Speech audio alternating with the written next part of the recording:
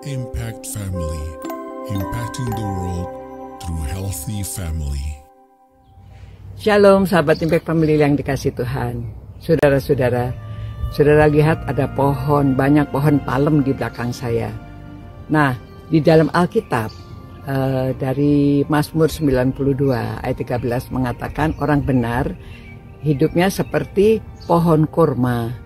Ya, kalau di bahasa Inggrisnya palm tree.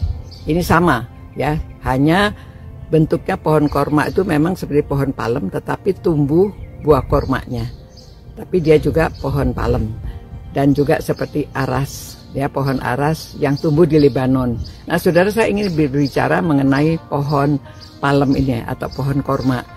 Ya, mengapa dikatakan begitu? Orang benar itu akan berdiri kokoh. Pohon ini ada yang kurus, ada yang gemuk. Nah, namun tetap berdiri tinggi karena apa? Walaupun ada angin besar, ada segala macam, dia hanya bergoyang-goyang, tetapi tetap berdiri, tidak takut jatuh. Dan tidak pernah dilihat ada pohon palem yang jatuh dengan sendirinya. Pohon-pohon yang tua yang lain-lainnya itu sering ya, kalau sudah tua itu dia bisa jatuh menutupi jalanan, tapi tidak pohon palem.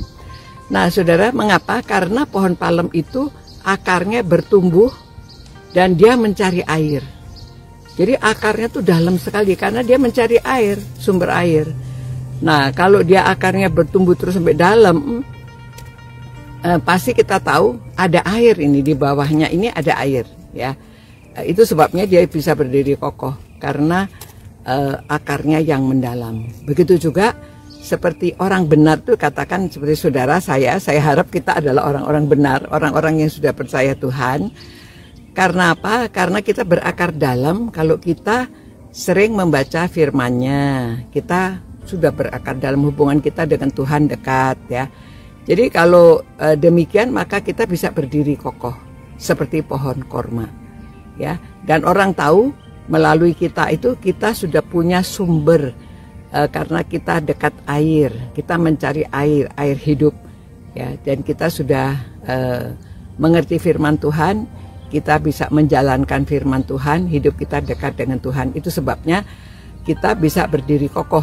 Tuhan Yesus mengatakan kalau kita mendengarkan firman-Nya, menjalankan firman-Nya, seperti rumah yang dibangun di atas batu karang yang teguh, tidak mudah jatuh.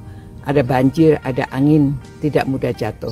Nah, saya harap saudara dan saya sendiri kita hidup seperti pohon-pohon palem ini yang berdiri kokoh, elegan ya, karena kita hubungan dekat dengan Tuhan dan kita mempunyai dasar yang kuat dari firman-Nya yang air hidup.